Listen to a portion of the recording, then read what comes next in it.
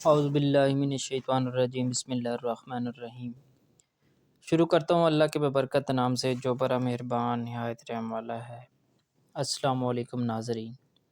آپ دیکھ رہی ہیں یوٹیوب چینل سر چشمہ ہدایت 786۔ ناظرین، آج ہم سورۃ بقرہ کی آیت نمبر 37 کا ترجمہ اور اس کی تفسیر بیان کریں گے۔ ترجمہ: حضرت آدم علیہ السلام نے اپنے رب سے چند باتیں سیکھ لیں اور اللہ تعالیٰ نے ان کی توبہ قبول فرمائی۔ بے شک وہی توبہ قبول کرنے والا اور رحم کرنے والا ہے۔ جب آدم علیہ السلام کو اپنی غلطی کا احساس ہوا تو وہ پریشان ہو گئے، لیکن سمجھ میں نہیں آ رہا تھا کہ اللہ تعالیٰ سے کن الفاظ میں معافی مانگے۔ اس لیے زبان سے کچھ نکل نہیں رہا تھا۔ اللہ تعالیٰ جو دلوں کے حال سے بھی خوب واقف ہے اور رحیم و کریم بھی ہے، ان کی یہ کیفیت کے پیش نظر خود ہی ان کی توبہ کے الفاظ سکھائے جو سورہ اعراف میں مذکور ہیں، یعنی اے ہمارے پروردگار، ہم اپنی جانوں پر ظلم کر گزرے ہیں، اور اگر آپ نے ہمیں معاف نہ فرمایا اور ہم پر رحم نہ کیا تو ہم برباد ہو جائیں گے۔ اس طرح اللہ تعالیٰ نے زمین پر بھیجنے سے پہلے انسان کو یہ تعلیم دی کہ جب کبھی نفسانی خواہشات یا شیطان کے بہکاوے میں آ کر اس سے کوئی گناہ سرزد ہو جائے تو اسے فوراً اللہ تعالیٰ سے توبہ کرنی چاہیے، اور اگرچہ توبہ کے لیے کوئی خاص الفاظ لازمی نہیں ہیں، بلکہ ہر وہ جملہ جس میں اپنے لیے پر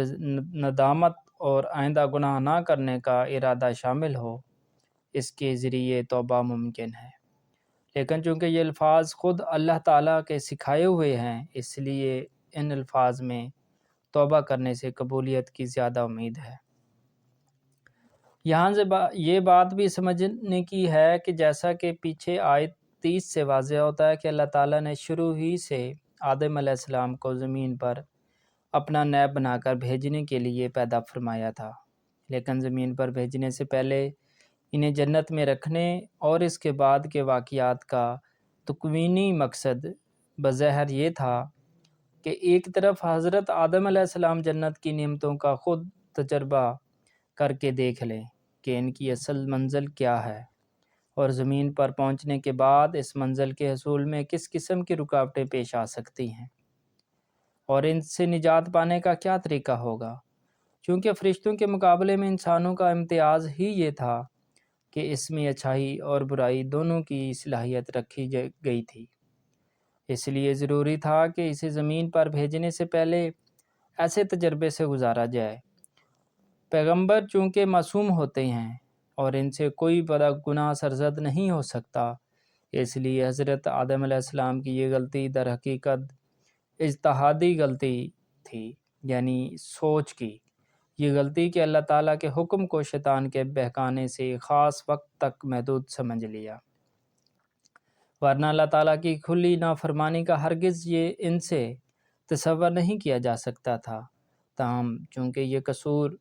بھی ایک پیغمبر کے شان نہ تھا، اس لیے ایسے بعض آیت میں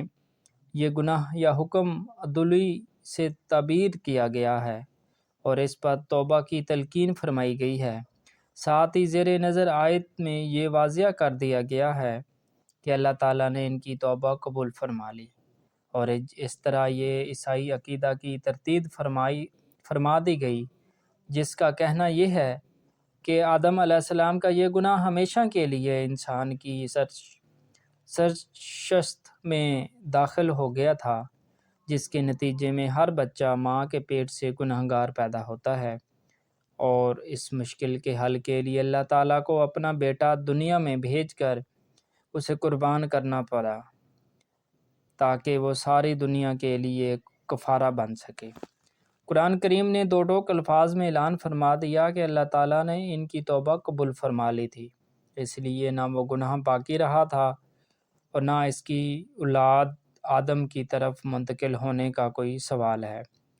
کیونکہ اللہ تعالیٰ کے قانون نے عدل میں ایک شخص کے گناہ کا بوجھ دوسرے کے سر پر نہیں ڈالا جاتا۔ ناظرین، یہ تھی سورۃ بقرہ کی آیت نمبر 37 کا ترجمہ اور خلاصہ۔ اگر آپ کو ہماری ویڈیو اچھی لگے تو چینل کو لائک کریں، شیئر کریں اور سبسکرائب کریں۔ جزاک اللہ۔